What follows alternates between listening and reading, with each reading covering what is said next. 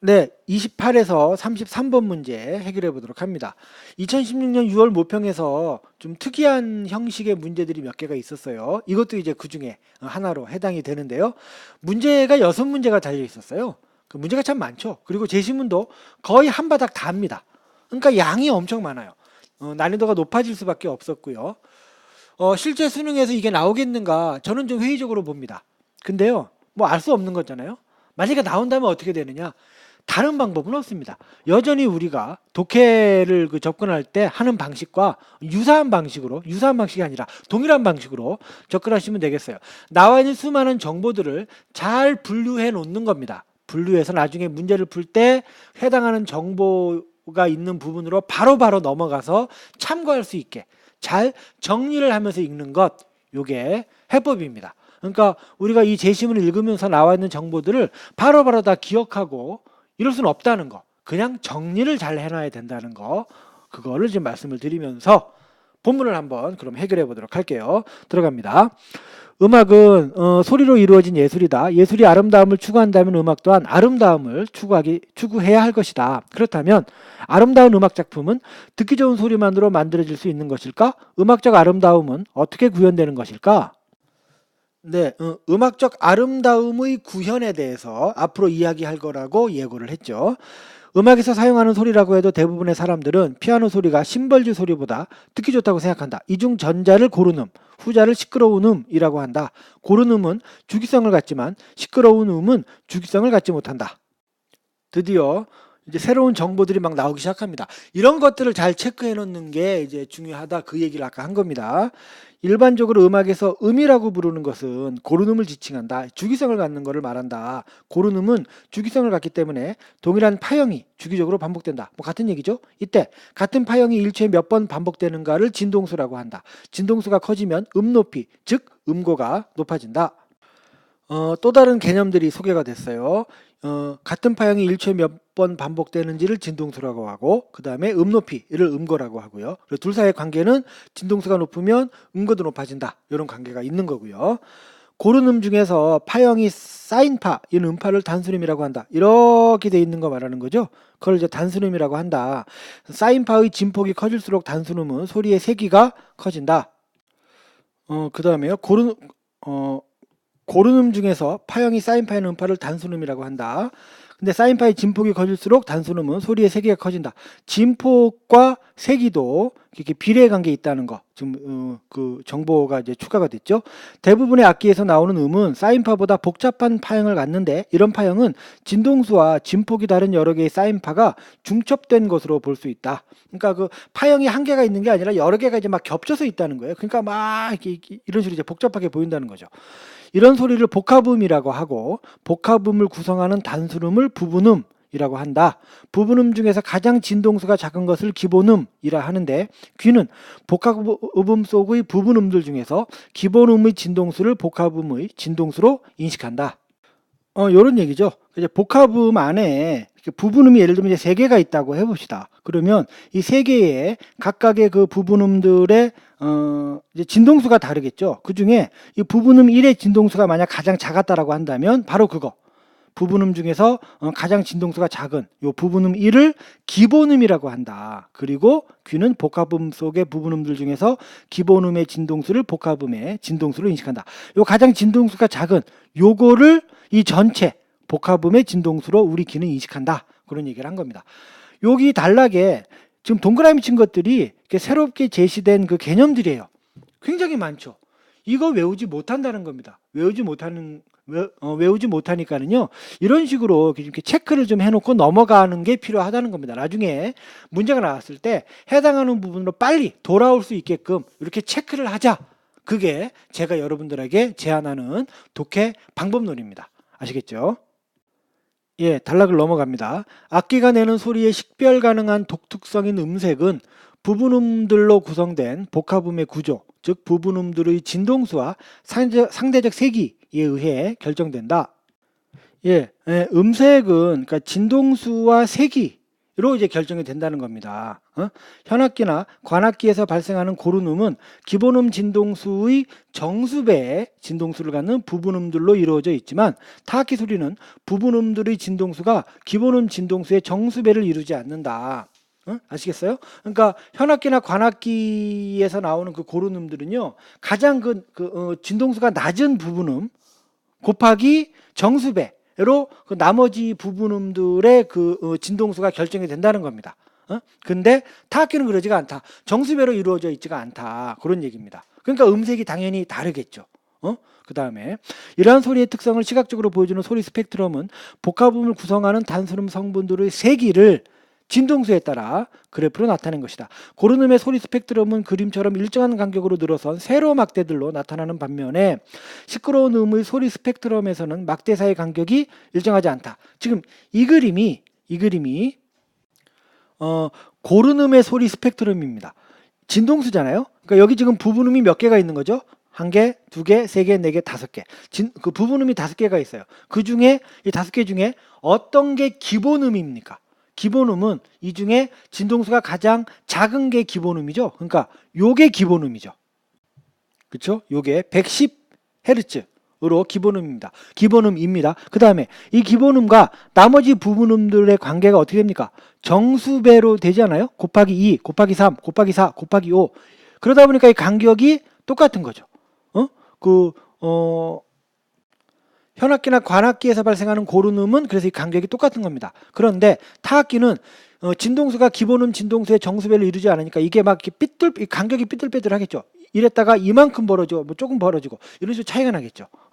이쪽 X축은 그런 식의 그 관계를 보여주는 것이고요. 그 다음에 Y축은 세기잖아요. 그러니까 이 5가지 부분음 중에 이 첫 번째 기본음이 된 이 110Hz짜리 요것의 그 세기가 가장 큰 거죠. 결국 요것들 사이의 간격이 어떻게 되는지, 그러니까 X축에서의 그 관계가 어떻게 되는지, 그 다음에 이 Y축에서의 이 세기의 크기가 어느 정도 되는지, 이 두 변수의 조합에 따라서 다양한 음색들이 나타나게 된다는 거죠. 그거를 이걸 통해서 보여주고 있는 겁니다. 그 다음에요, 두 음이 동시에 울리거나 연이어 울릴 때 음의 어울림, 즉 협파도는 음정에 따라 달라진다. 음의 어울림은 협파도라는 개념으로 설명을 할 수가 있는 건데 그건 음정에 따라 달라진답니다. 여기에서 음정이란 두 음의 음고 간의 간격을 말하며, 음고가 뭐였죠? 진동수죠. 진동수 간의 간격을 말하며 높은 음고의 진동수를 낮은 음고의 진동수로 나눈 값으로 표현된다. 요걸 이제 음정이라는 걸로 이제 표현한다는 겁니다. 가령 도와 미처럼 장3도 음정은 4분의 5고 도와 솔 사이처럼 완전 5도 음정은 2분의 3이다. 네, 이렇게 된다는 거예요. 그러므로 장3도는 완전 5도보다 좁은 음정이다. 예, 요 값이 더 작은 값이잖아요. 그렇게 된다. 그러니까 이런 식으로 그 높은 음고의 진동수를 낮은 음고의 진동수로 나눈 값이 음정인데 그걸 가지고 이렇게 이제 비교를 하는 겁니다. 일반적으로 음정을 나타내는 분수를 약분했을 때 약분합니다. 분자와 분모에 들어가는 수가 커질수록 협파도는 작아진다고 본다. 가령 음정이 1분의 2인 옥타브, 2분의 3인 완전오도, 4분의 5인 장3도, 5분의 6인 단3도의 순서로 협파도가 작아진다. 옆에다가 써놔봤는데요. 이렇게 갈수록 어디 있습니까? 분자 분모 숫자가 커지잖아요. 그러니까 협파도가 작아지는 거죠. 아시겠죠? 협파도, 음정, 뭐 이런 이제 개념들을 설명을 했습니다.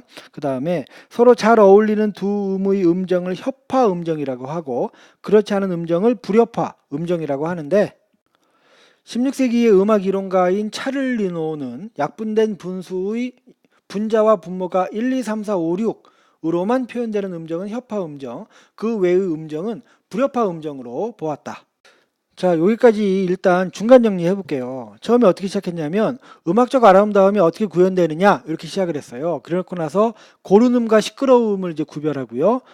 음고, 뭐 단순음, 기본음, 음색 이런 개념들을 소개를 하고 있습니다. 그리고 또 협파도, 음정 이런 개념도 우리가 방금 전에 확인해 봤었고요. 그러니까 이런 거, 그다음에 협파 음정, 불협화 음정 뭐 이런 얘기도 나왔고요. 그러니까 이런 개념들을 소개하는 과정을 통해서 음악적인 아름다움이라는 것들이 이런 개념들을 통해서 뭐 어떻게 이제 분석이 되고 있는 거구나. 그런 거를 우리가 알 수 있는 거죠. 그런데 지금 여태까지 나왔던 개념들을 우리가 이렇게 한번 쭉 읽고 나서 머릿속에 기억할 수 없다는 겁니다. 기억 안 돼요. 그러니까 제가 처음에 얘기했던 것처럼 여태 나왔던 개념들을 그냥 이렇게 잘 정리하면서 체크하면서 넘어와 주면 되겠다라는 겁니다. 그럼 나중에 문제 풀 때 빨리 돌아와서 확인하고 정답을 찾아내고 이런 식으로 진행을 하면 되는 것이죠. 예, 계속 진행해 볼게요.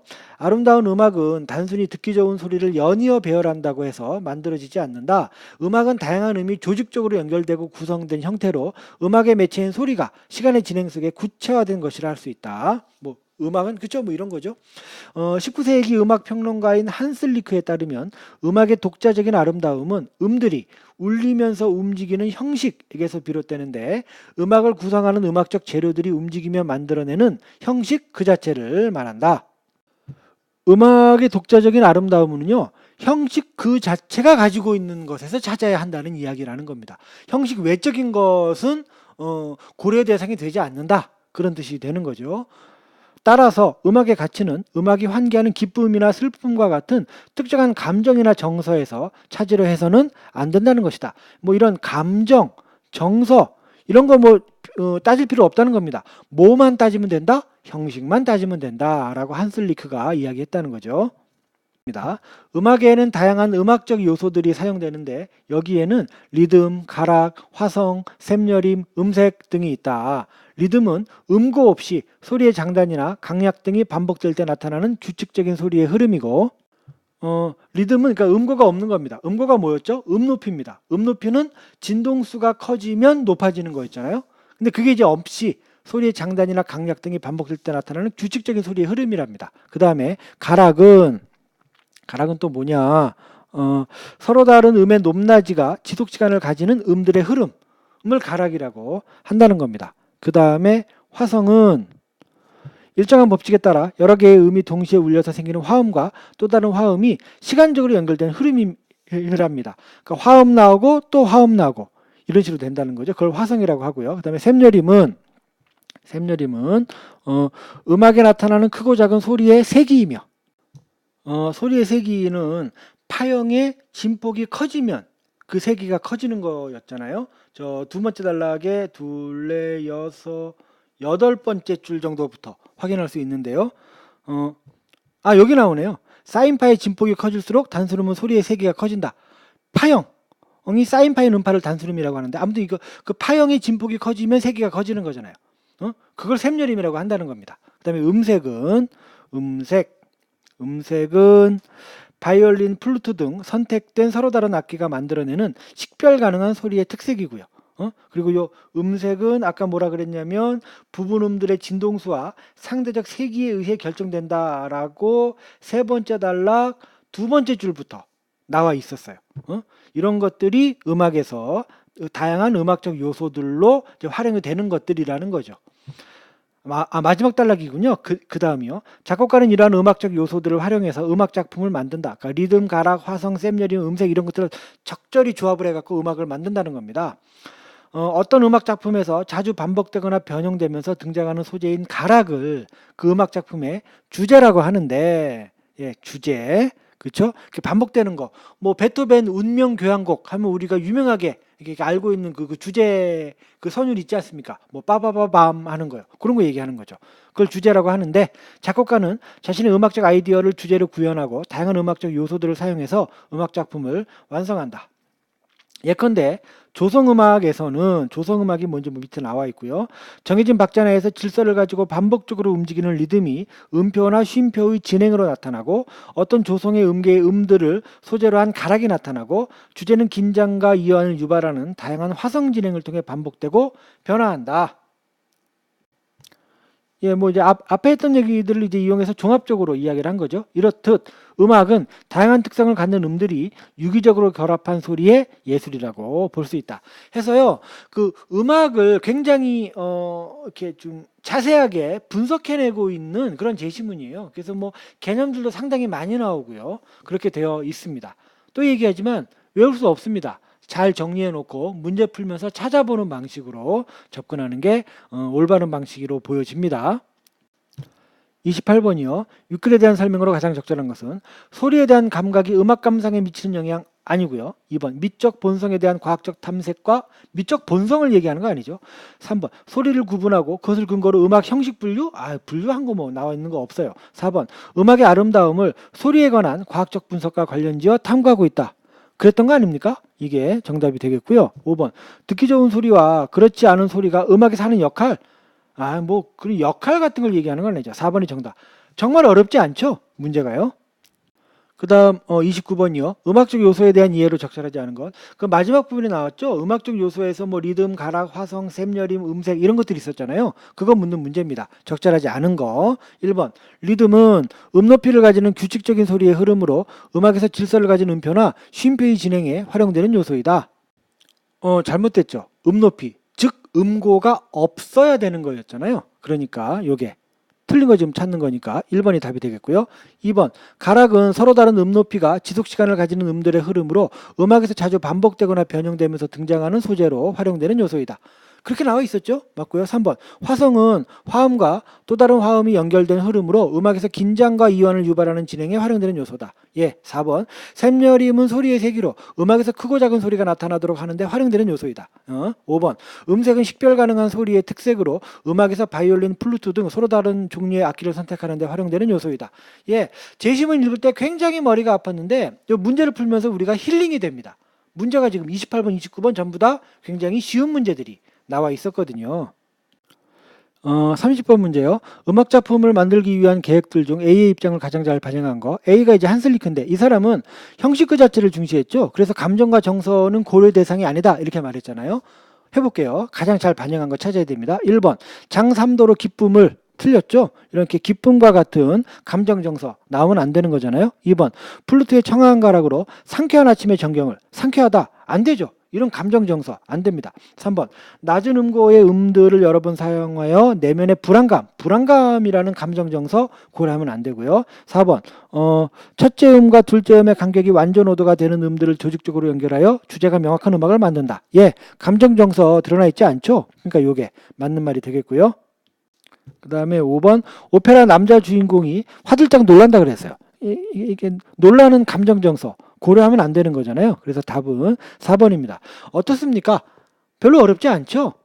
좀 그래서 제시문 읽는데 굉장히 좀 고통을 겪을 수는 있지만 문제 풀 때는 조금은 괜찮았습니다. 원래 제시문이 어려우면 그 문제는 좀 쉽게 내는 경향이 있거든요. 이것도 좀 그러했습니다. 자, 31번 문제요. 윗글의 그림에 대한 이해로 적절한 것은 요 그림인데요. 이거 현악기나 관악기에서 발생하는 고른음을 이렇게 이제 만들어 놓은 거잖아요. 요거 가지고 적절한 걸 골라야 된다. 이제 그런 문제인데요. 1번 그림은 심벌지의 소리 스펙트럼이다. 심벌지 같은 타악기가 아니라 현악기, 관악기 같은 거 말하는 거 있잖아요. 2번 그림에 표현된 복합음의 진동수는 550Hz로 인식되는 게 아니고요. 가장 낮은 요거 110으로 인식되겠죠. 110이라고 써볼까요? 110Hz로 인식이 되는 겁니다. 3번 그림에 표현된 소리의 부분음 중 기본음의 세기가 가장 크다. 그런가요? 그렇죠. 이만큼이니까 가장 크죠. 요게 정답이 되겠고 4번 그림은 시간의 경과에 따른 부분음의 세기의 변화, 시간의 경과 이런 거 나와 있는 거 아닙니다. 그 다음에 5번 그림 위에서 220Hz 이거에 해당하는 막대가 사라져도 음색은 변하지 않는다? 아니죠. 이런 것들의 조합으로 음색이 이루어지는 거니까 하나가 빠져버리면 음색이 달라지겠죠. 구성 요소가 그 이빨이 하나 빠지는 거니까는요. 틀렸습니다. 정답은 3번이 되겠어요. 다음 32번이요. A를 바탕으로 보기에 대해 설명한 것으로 적절하지 않은 것은 A가 이거죠. 보기. 바이올린을 연주했을 때 발생하는 내음 PQRS의 기본음의 진동수를 측정한 결과가 440, 550, 660, 880입니다. 이렇게 이제 됐다는 겁니다. 해놓고 이걸 바탕으로 해서 이걸 이제 해석해봐라. 그 중에 틀린 거 골라라. 그런 문제입니다. 1번 P와 Q 사이의 음정은 장삼도다. 진동수를 큰 거를 작은 걸로 나눠야 되는 거잖아요. 그러니까 P가 440이고 Q가 550입니다. 그러니까 이렇게 440분의 550 해서 4분의 5가 나오게 되고요. 여기서 보면 그게 장3도였잖아요. 맞는 말이죠. 2번 P와 Q 사이의 음정은 Q와 R 사이의 음정보다 좁다. P와 Q는 여기 구했고요. 4분의 5. Q와 R, Q 550, R 660. 해서 550분의 660에서 5분의 6이 나옵니다. 그럼 4분의 5와 5분의 6 중에 어떤 게 더 큰 거죠? 이쪽이 더 크죠? 그러니까 이쪽 작은 이쪽의 음정이 더 좁은 거죠. 반대로 설명했네요. 반대로. 그래서 이게 틀려서 정답이 되겠고요. 3번 P와 R 사이의 음정은 협화 음정이라고 할 수 있다. P는 440이고요. R은 660입니다. 그러니까 440분의 660 해서 이렇게 약분하면 2분의 3이 나오거든요. 여기 뭐라 그랬습니까? 약분된 분수의 분자와 분모가 이걸로만 표현되면 협화 음정이라고 했어요. 맞잖아요. 협화 음정이 되는 거죠. 4번 P와 S의 부분음 중에는 진동수가 서로 같은 것이 있다.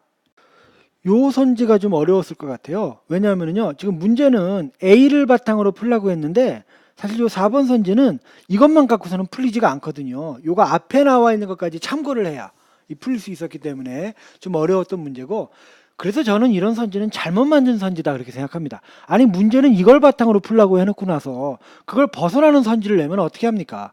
에? 뭐 그런데 근데 실제로 이런 문제가 나오는 게 현실이니까 나와주면 우리는 맞춰야 되고, 어떻게 해야 됩니까? 판단의 근거를 A를 좀 벗어나더라도 제시문 전체 속에서 빨리 찾아갖고 정답을 찾아내야 되겠죠.